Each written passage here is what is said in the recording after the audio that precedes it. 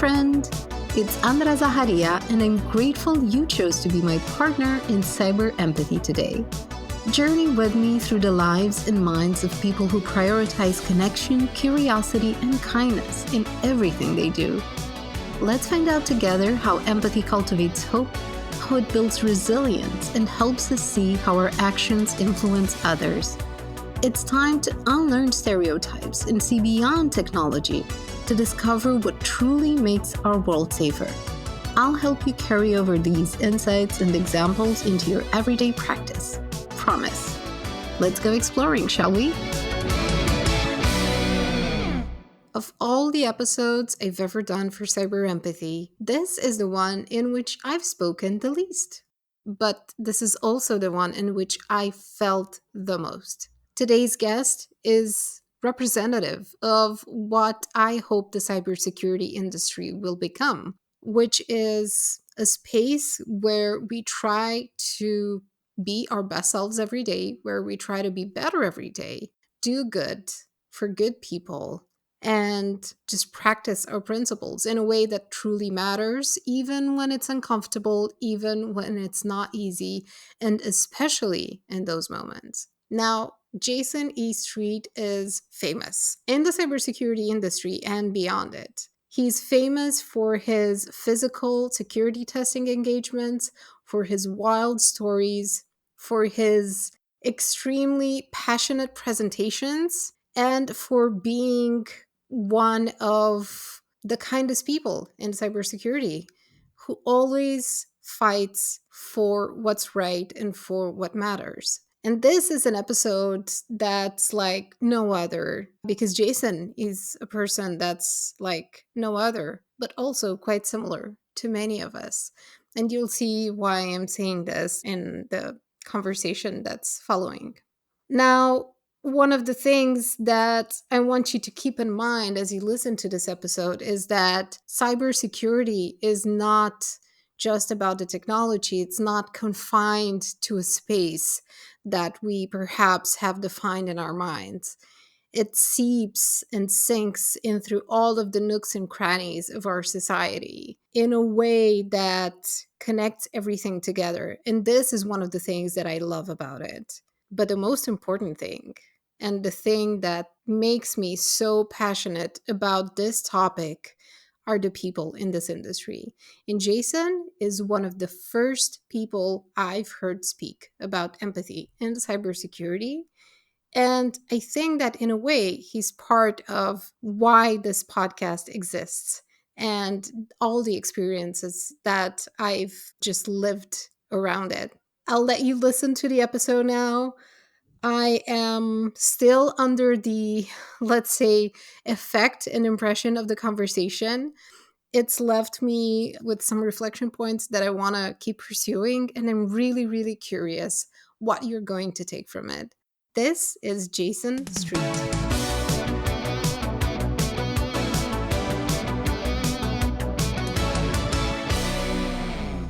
So, Jayson, it was 2017 when you came on stage at DEF Camp, which was my first cybersecurity conference ever. And seeing you talk, it had such a huge impact on my relationship with this industry and my perception of it. I was one of the few non-technical people there. I had no idea what I was doing at that point. I mean, I had the communication skills and my communication background, but everything still felt overwhelming and quite foreign to me. And you came on stage and talked about kindness and talked about empathy and just brought this energy level that completely, like, it blew my mind. I was like, oh my God, wait, there's so much more to cybersecurity. There's like, look at all of these things that he's talking about. And not only are people listening, but I can feel something in them change as you were speaking. And then I mustered up somehow the courage to come talk to you and say hi and say thank you for the talk. And I was so nervous that I barely remember what I said. I think I blacked out a little bit. And in the past year since, I have not just followed your work, but seen your impact grow bigger and larger and have ripple effects on people so far across the industry and well beyond it, that it is amazing to me how consistent and how perseverant you are in talking about those things that most people don't talk about and they'd rather avoid. Things like feelings, things like emotion, things like all of the things that are wrong in this industry and in other connected areas. My first question is just what keeps you going? How do you find the energy to do all of these things and to give so generously to all of us who kind of draw inspiration from your work? I keep going because I don't know how to stop. It's like, so it's one of those things where it's like, this is what I do. It's like, I don't see myself doing anything else. I love teaching. I've always wanted to be a teacher. Even if I'm robbing somebody, it's like I'm teaching them because it ends up becoming a lesson. And I tell people it's about education, not exploitation. It's like I'm always trying to help make people better, to make them more secure.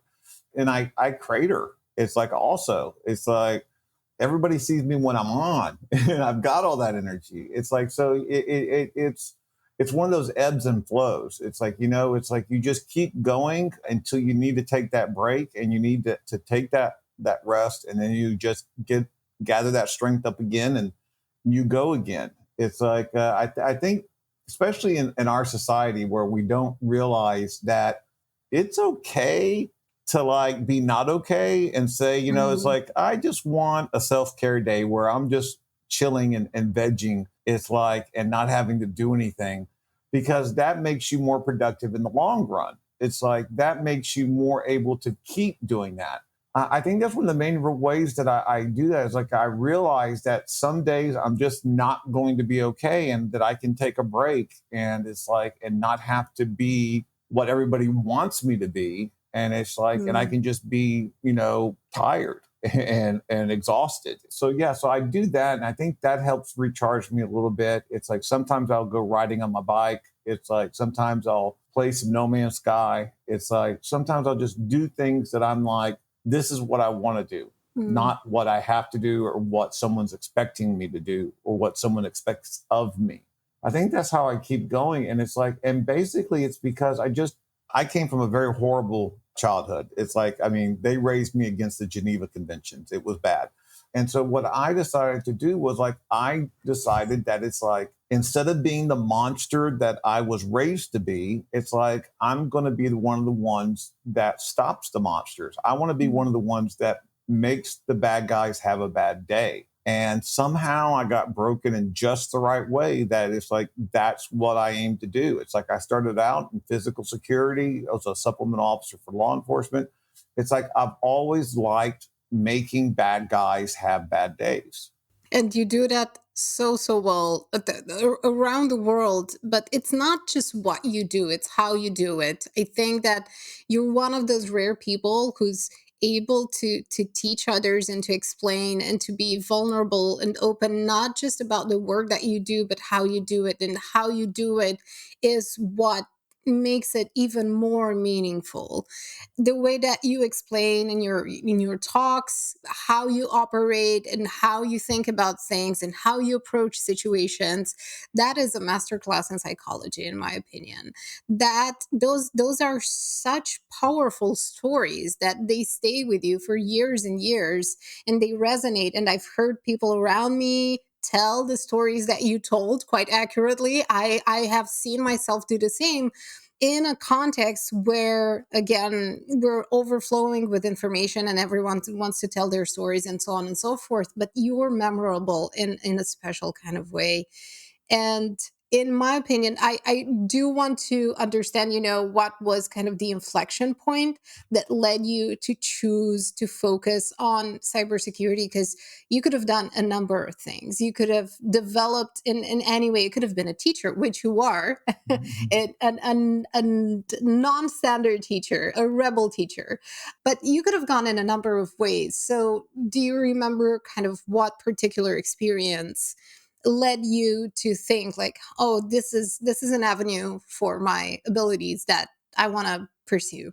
Well, actually, yes, I have a very particularly weird brain pattern where my brain doesn't like operate the way, because I've talked to other people and they're like, yeah, that's weird. It's like, but because I like have multi-track thoughts all the time, and a lot of people have multi-track thoughts, but I can pinpoint times. It's like and dissect. It's like based on this decision that happened this decade ago, that led to this, which that led to that encounter, which led to me being here. And it's like, and people always understand. It's like where it's like, well, you've led a very hard life, and I was like, yes, but all those dark paths and those dark turns led me to where I'm at now. And if some of those paths didn't happen, I wouldn't be where I'm at. Back in 1995, I was driving in a car doing a delivery, and then I heard a car commercial for tech support for a phone in tech support, like for Dell or Gateway, or like it was for Mm. Gateway. It's like back in the day. That's how old it was. 95. Yeah, I'm old. And I was like, I like computers. And I was working at a task force. And it's like, no, so I was after the task force. I was working just regular security. I'd gotten shot at the task force and I just got tired of it. And so I went to the physical security, and I was doing that as well. And I was like, I can do tech support. I work on computers. It's like I had some of the officers have me come and help them with their computer and troubleshoot. So I was like, so I went and interviewed, and it's like, and I got the job, software support for a company. And then around 90, I think it was around 98 or 97, I got into management. And that's when I learned a very valuable lesson very early on, too. I suck at management. I am not good managing people. I am not good dealing with organizational skills. It's like I am not good with handling all that. It's like that's just not me. Then there was layoffs, and then 99 I started working for a mutual funds company, which lasted till they relocated to Chicago. And then in 2000 I got a job working at CompuBank, which was an internet only bank, obviously before the dot-com bust.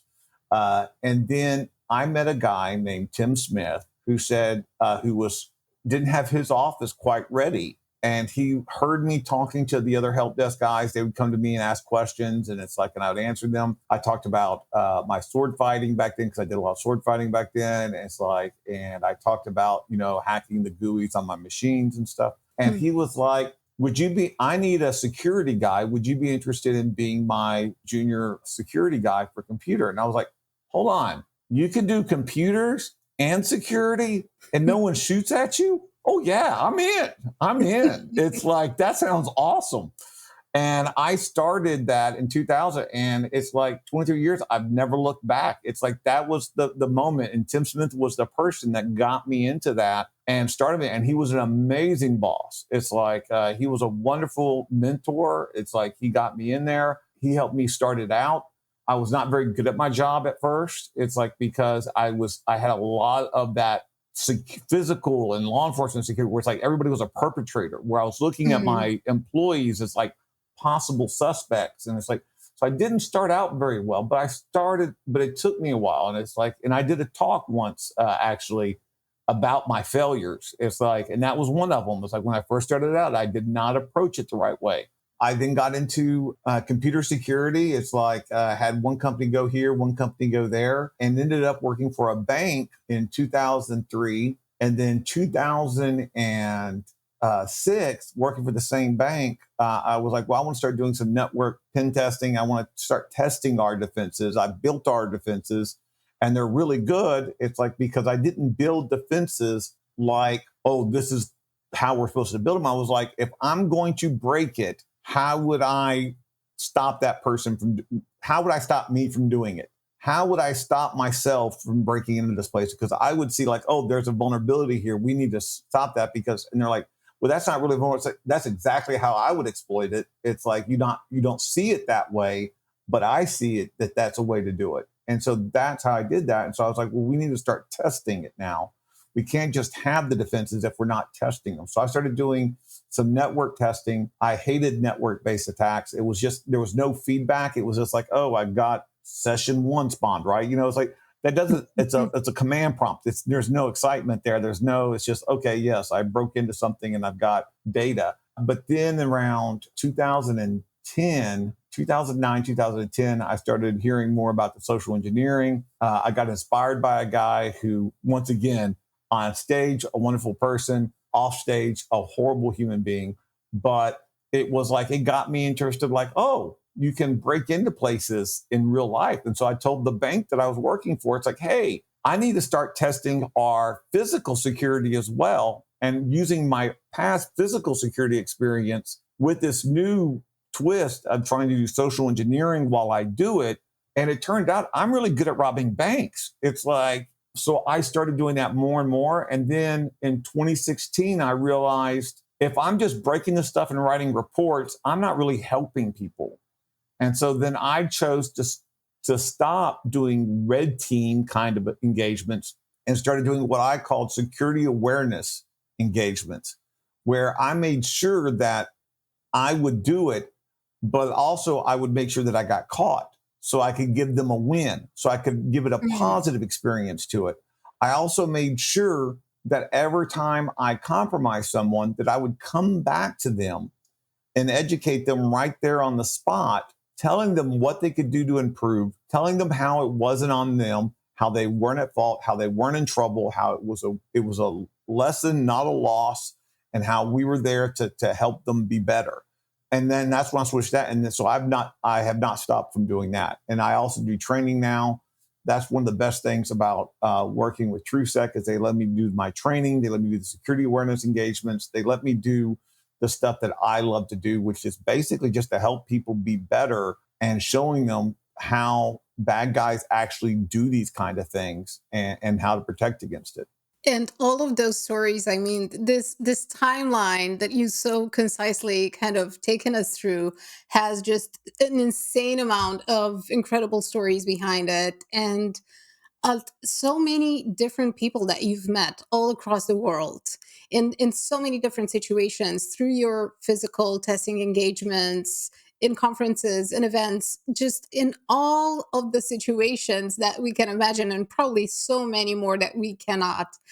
I'm really curious, what is one thing that you've seen people have in common when you interact with them, when they're in situations, when they think about security, either from a specialist perspective or as someone who's outside the industry? What bridges kind of the apparent gap, the apparent Right. divide between security people and, let's say, non-security people?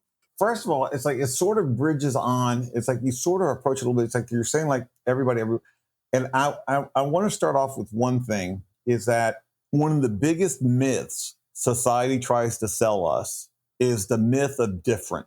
Mm. It's like, I'm from America and you're from Romania. It's like, so therefore, it's like, you're different.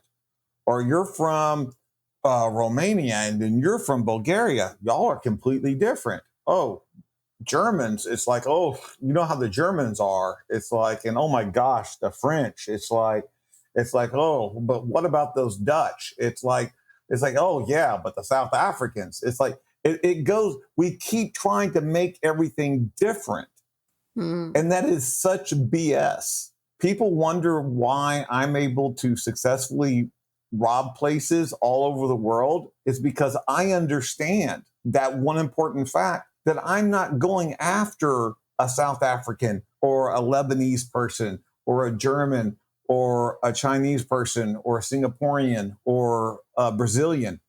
I'm going after a human.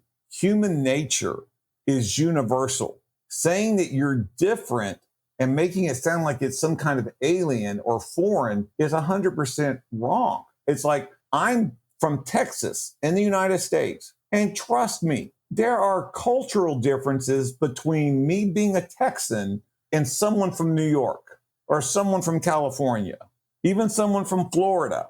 It's like, or Arkansas or wherever. All those areas have their own culture, their own local identity. It's like their own localized ethnicity. It's like, and that's one of the things that Mhm. we overlook. It's like it's the local, the geographical ethnicity the social ethnicity, and then your core ethnicity. It's like, so I go after people in their work environments, and it doesn't matter where you are in the world. You're going to be thinking, it's like, I got my job to do. It's like, I want to do my work. It's like, I don't really care about anybody else. It's like, I got this deadline. Someone doesn't supposed to be coming. I don't care. It's like, I'm on the clock. It's like, it go everywhere. Everybody, when they come to security, it's like, it's the same kind of thing. If they're in the Mm. industry or not, what they're concerned about is what can be stolen from me, what kind of damage can be done, and if they take things from my online account, or if they grab pictures off my phone, what damage can that be to me? What could that affect? How could that affect me? Those are the things that people care about. It's like, it's not. And so we have to address people on their needs of what is it, what's in it for them? How do you protect yourself? And if we can get people more individualized, worrying and understanding that they need to protect their own and personal little bubble, then Mhm. they'll take that to work. And the other thing is, what people, and the biggest failing that most people have, is equating digital experiences to real life experiences. It's like, what happens on the computer isn't as real as what happens Mm. in real life. Getting robbed at gunpoint and getting, a week's pay stolen from you, from out of your wallet or your purse, is traumatic. Mhm.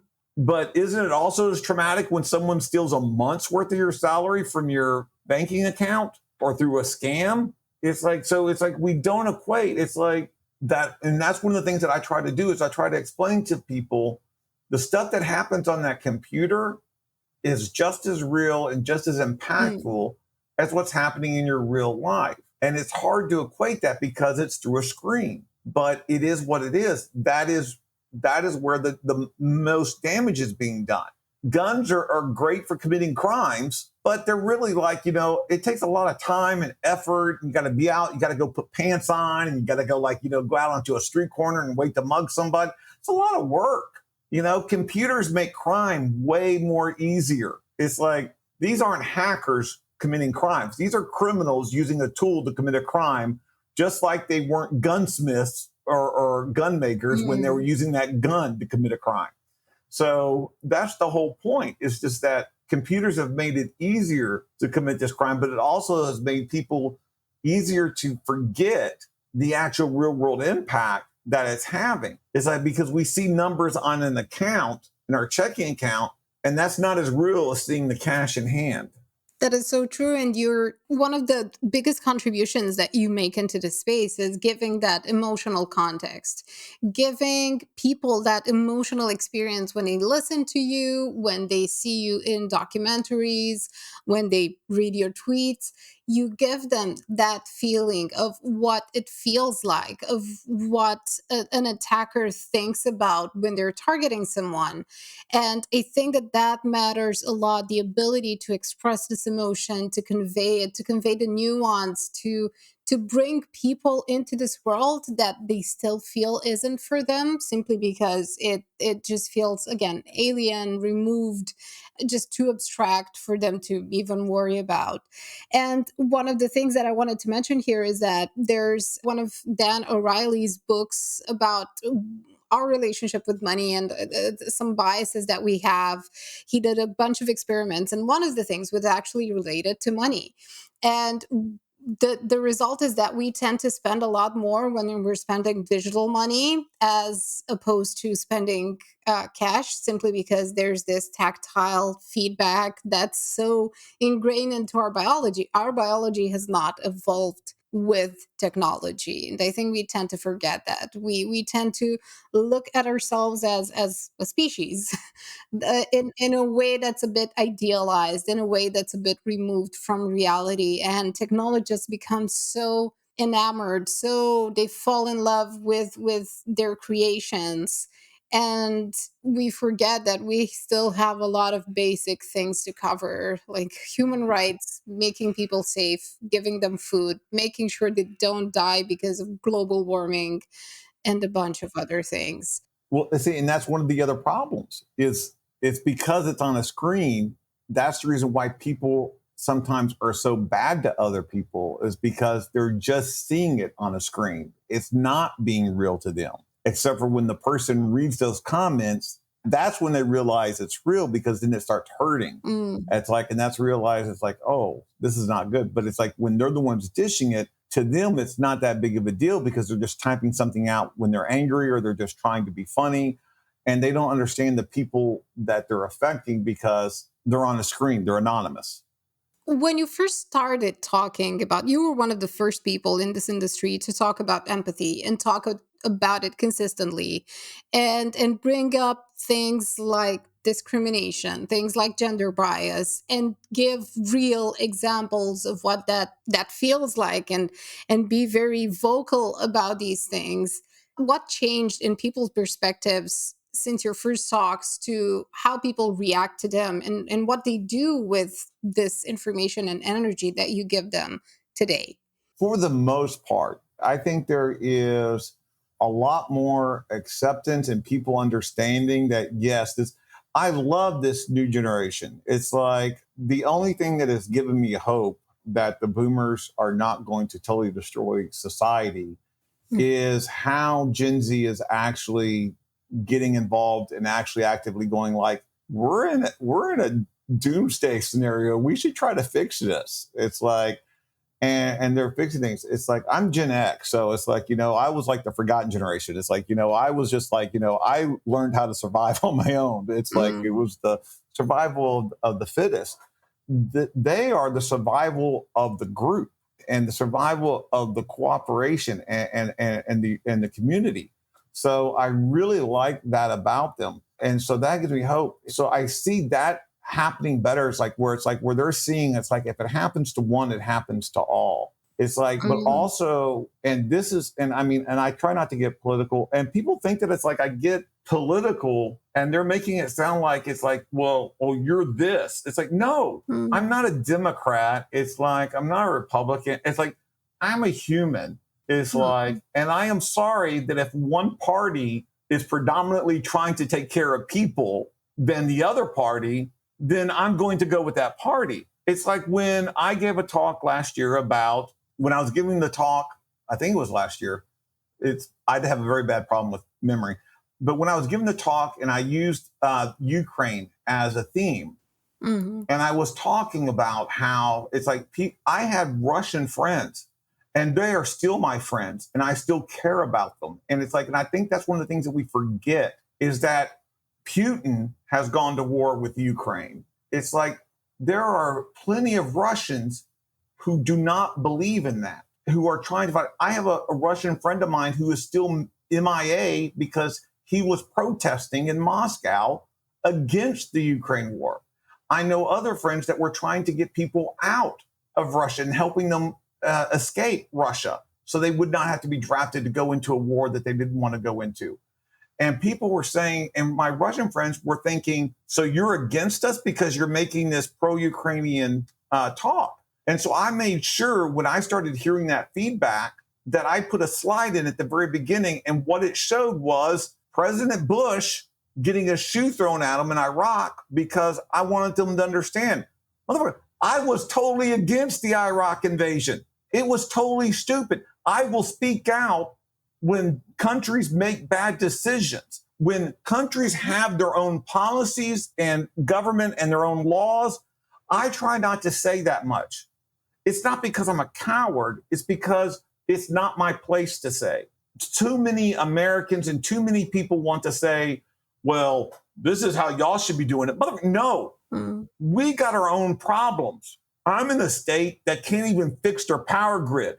It's like they can't even take care of their own basic necessities in this government because they're too busy worried about women's genitalia to try to Mm. freak it and trying to regulate that. It's like if our power grid could be classified as a uterus, it would be the most regulated power grid in the country.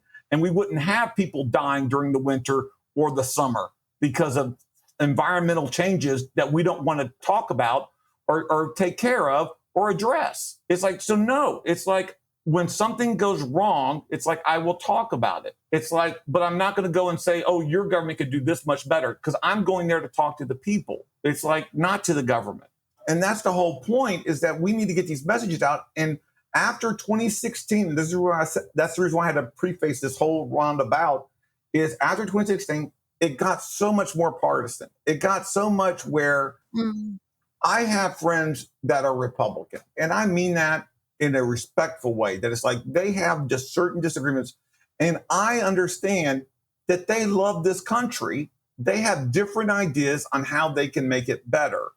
It's like, not make it great again, how they can make it better, how they can improve with from their conservative policies on regulation and on economic reform and things of that nature. And so I can respectfully agree to disagree. I think we should focus more on social matters, trying to lift up everybody, trying to have more of a safety net for our and so we can have a discourse. I don't think they hate this country. They don't automatically think I hate this country. But somewhere in, I think it was around 2008, we started losing the fact that we could disagree, and that doesn't mean the other person is the enemy. It's just a person we disagree with. And in 2016, it mobilized all this resentment and all this, let's be honest, all this racism and all of this white power, feeling left out, because they're realizing, oh my gosh, it's like maybe whiteness isn't going to be around as the predominant, force in our world. It's like, as it should be. It's like, as it shouldn't be. It's like, because it should be where it's not. If that makes sense. It's like, I don't talk very well sometimes, but literally the basic thing is this. It reminds me of just the common understanding that it's like, these people are feeling fragile. And these people and I said this in a talk at Tribe of Hacker Summit, which was a good talk. And I actually talked about empathy a lot in that talk as well. It was a really good talk from the sociopath point of view. But the key thing that I said there is, and it still holds true to today, if you're a white person in America and you're so afraid of becoming a minority in this country, then that means you understand how bad minorities have it in this country. And why aren't you helping to improve that before you become one, instead of making it worse and trying to hurt others that are a minority right now? And that's one of the key things. And that's what's happened in these last 4 years, 5 years, 6 years now. It's like where we've gotten this so much a division where it's like, oh, you disagree with me, you're a horrible, disgusting, filthy animal that I have to challenge and put down to save the world. Instead of just saying, hey, I was in a talk in Austin, and I admit it was a very controversial talk. It's like, if you're a horrible person, in my opinion. But it was literally talking about the problems that we have with racism, the problems we have with holding people up that are bad, like John Wayne and Bill Cosby. It's like people that were like, oh, but they're popular and they're famous. It's like, no, they are bad people. Period. I don't care what they made, they're bad people. Okay. It's like, even if Hitler's art was good, bad person still. Okay. It's like, it doesn't matter. It's like, and I'm not an art critic. He's just a horrible person and probably a lousy artist too. And so the whole thing is that, and a guy interrupted me when I started talking about women's autonomy and the LGBTQ issues that we have in Texas. And he wanted to start quoting scripture at me and started quoting one. And I'm like, but I'm a Christian, but I'm pre-Nicene Creed Christian. In other words, I actually understand and read the Bible, not the 1943 version that the United States changed and stuff, to make it more anti-gay, or the King James version, which, because he's a misogynistic, person who wants to go after women. But literally the parts where it's like actually talks about how the Bible's done. And I just stopped my whole talk and just went to town on this guy, because it's like, it was not going to happen on my watch. It's like, and that's what more people need to understand. But he felt comfortable interrupting me while on stage to spout this hate because he thought he was in the right. And I am sorry. It's like we get to this point, and cable news has created this falsehood that there are two sides to every story, that there's like two truths or something. No, I am not going to debate a flat earther. Okay. It's just not going to happen. Oh, I believe but there are some certain, no, you're stupid. You're either trolling me or you need help. It's like, I can't help you. It's like, that's not a respectfully disagree to disagree. No, it's like, you're wrong. And you could hurt people. This whole COVID fantasy back stuff, people are like, oh, I don't trust the vaccine, but you're taking horse medicine. What's wrong with you? It's like, it's the truth. It's like, and then your feelings don't matter when the truth is evident. It's like in science. But the thing is, and that's one of the problems, is that more people are becoming comfortable saying really bad things and not really caring who they hurt when they say it. And I want to be at a place where people have consequences. It's like, you can have the freedom to say whatever you want in this country. You need to understand you have the freedom to accept those consequences too. I think that all of these things are related because they obviously bleed into not just in cybersecurity, because cybersecurity is such it's just a meeting point for so many things that happen in our society. And this is why I believe cybersecurity has always been a bit of a philosophical thing, a bit of a something that requires logic and critical thinking, and just because it sits under all of these things. And this thing that you mentioned about having principles and acting on them and not making ego driven decisions, the stakes are not to sound too cliche, but the stakes are really high in cybersecurity as well. When we're talking about just making sure that systems that the entire planet uses remain safe to use, otherwise civilization might crumble, and not to exaggerate in any way. Making sure that we use technology not to polarize society to the point that we're hitting each other in the head and chasing each other on the streets simply because there's a social platform that encourages hate and all of the things that people have fought for hundreds of years to abolish, to try to right, to try to educate, to try to enlighten, to try to open people's mind. There's such a huge risk of taking 1,000 steps back, which would be a terrible, terrible shame. And I appreciate you speaking out, not just for issues that are related to the industry, but about things that matter to many of us, about things that have this real life impact because they mold our thinking, they mold our decision making. And not having positive examples is what chips away at our ability to believe that good is out there, that we can do good things, that we can be good people, and we're not less than. There's this kind of saying in Romanian where you do like a lousy thing, and someone who disobeyed the laws, which is so ingrained in the culture, says that that guy did something wrong and he's fine. Like, I'm stupid for being right. And I feel like this is an example of the power of language. If we tell ourselves that we're less than for doing the right thing, that we're just missing out on opportunities because we want to do things well and correctly and be ethical and be nice to other people and just be moral, this is a disservice that we're doing both to ourselves and then the world. So having people like you give an example of what it's like to take this principled approach to life and sustain it, I think is incredibly important. And I'm very grateful that you talk about these things and also give people the words to talk about these things when they can't find them themselves. When I was growing up, I was a freak. I was an outcast. I was different. There was no such thing in the 70s as autism. It was not, there was no thing about being on the spectrum. There was no ADHD was not really, you're hyperactive. You're a trouble child. You're like, and I came from a very abusive home. So it's like, it was punished. It's like, I had to learn how to hide all that stuff. Like, no, there was no one like me. And so therefore I didn't understand what was wrong with me. So therefore it was bad and I was bad. And so the reason why I'm so open and public about my struggles and my challenges and stuff, with my mental health, with everything else, and trying to be who I am, is because I want other people to understand that they're not alone. Sometimes it's a misconception. People think that I'm a good guy. It's like, and then I'm like, oh, he's such a good person. I was raised, and you have to understand, it's like I was a horrible, horrible person. It's like I was not a good person. It's like when I was younger, it's like I lied no matter what. It's like just because it's like I wanted to create different stories in my head. I wanted different truths to be happening.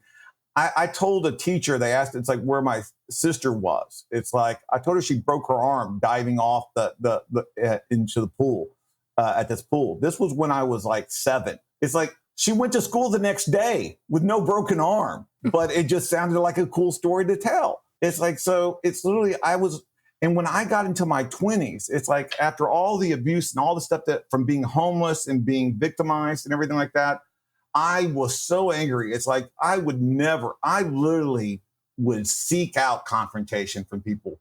I never threw the first punch, but man, I was dedicated into throwing the last. It's like, and I got into so many scraps. I got into so many fights. I was not a good person. And so people think that it's like, oh, he's such a great person. No. And still into my heart to this day, I am a bad person that has made the conscious decision, the logical decision to be good. I'm not doing things like I'm thinking like that's naturally my first thought is to go, oh, well, of course no, I am making a conscious decision that I don't care what I would normally do or what most people will do. I want to do this because I know it's right. And that takes a lot more effort. It's like, and people, I mean, I've had people test me to this day and they'll come up and say to me, and I have to remind them, there's a lot of options, but I still have violence as an option. That's still one of my options. Okay.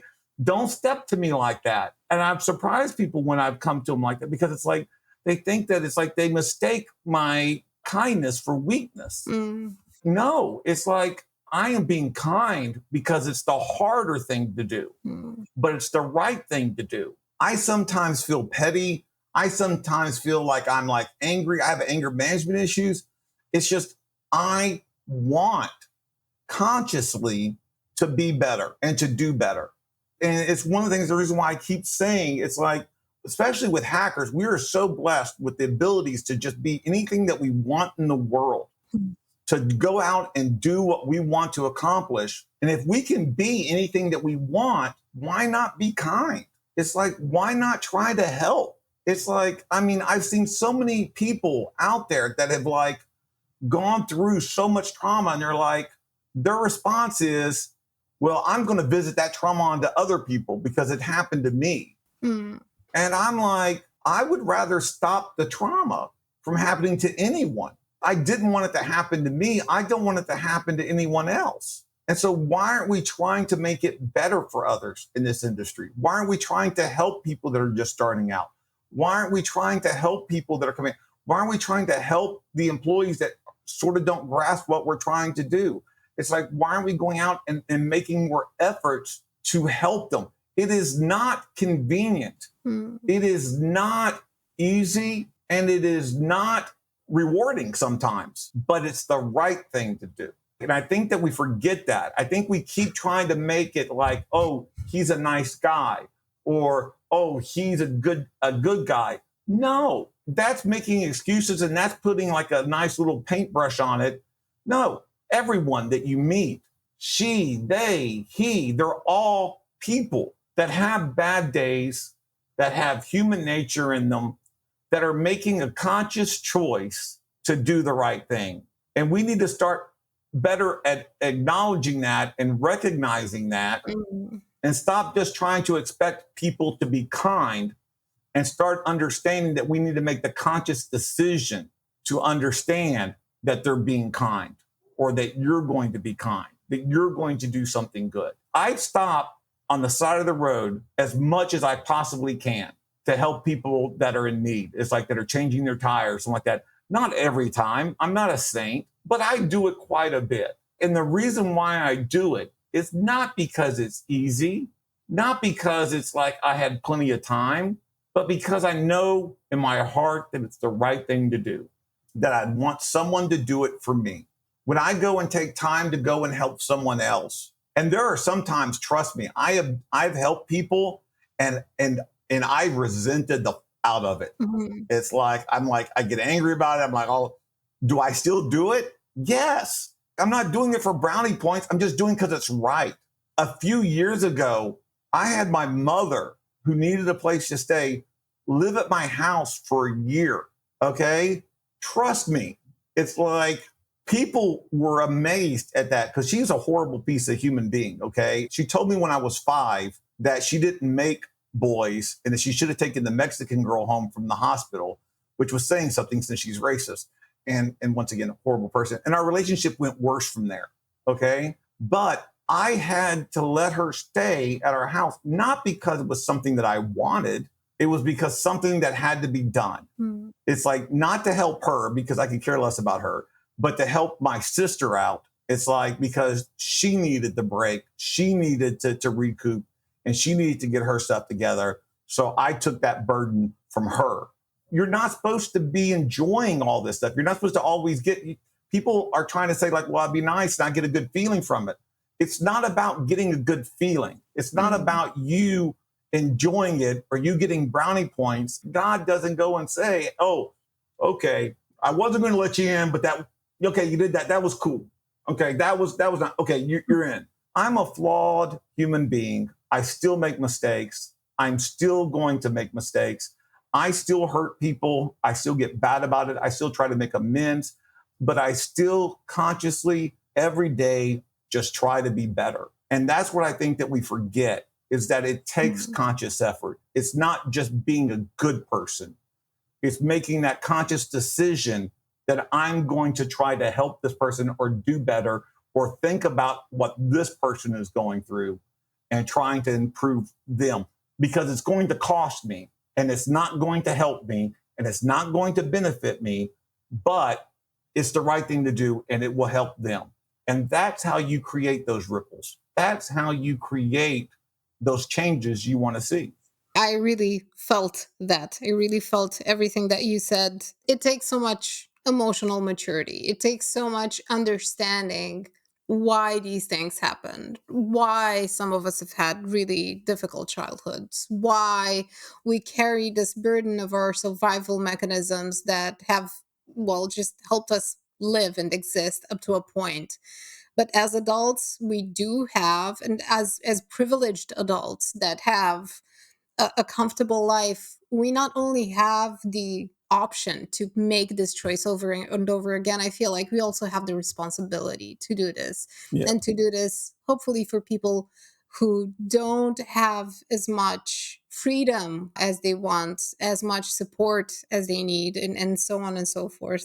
Honestly, I can't, there's no follow-up question that can that can really round up everything that you said. I'm just very grateful to have met you, to kind of have had the opportunity to not just be in your presence, but also have access to this depth and this sincerity, because I think that this is what changes people, these difficult topics, knowing that we have the ability to kind of contain within ourselves the good and the bad, all of the experiences that happen to us, and that we have that opportunity to create the space where we can choose something different all day, every day, as much as we can. Just like you said, it's not always easy being nice and kind and compassionate, but it is totally worth it. And you prove this over and over again. And thank you so, so, so much for this. Thank you for letting me talk and ramble a little bit. I thoroughly enjoyed it. And it was great seeing you again. It's like it's been a while, so it's like very good. Well, hopefully we'll get to see each other in person again at Def Camp or just wherever else. I hope And so. Yes, it's like I love Def Camp. same, same, same. I just hope that everything that you give comes back to you in wonderful ways. Well, I hope not I everything because it's like I said, it's like I'm not totally good either. It's like I'm sorry, I'm one of those ones that like I'm totally honest. It's like it's like So it's like if we get what we deserve, we're in trouble. It's like I would just like to have some nice stuff happen every once in a while. Indeed. Cheers to you, Jayson. Thank you once again. Hey, congrats! You made it until the end of this episode. Thanks so much for listening. And if you want to get the show notes and see the transcript and get other resources, head on over to cyberempathy.org. You'll find all of the episodes there and resources to help you have a more comfortable relationship with technology and security. Also, if you want to contact me, all my details are on there. And I'll see you soon. Bye!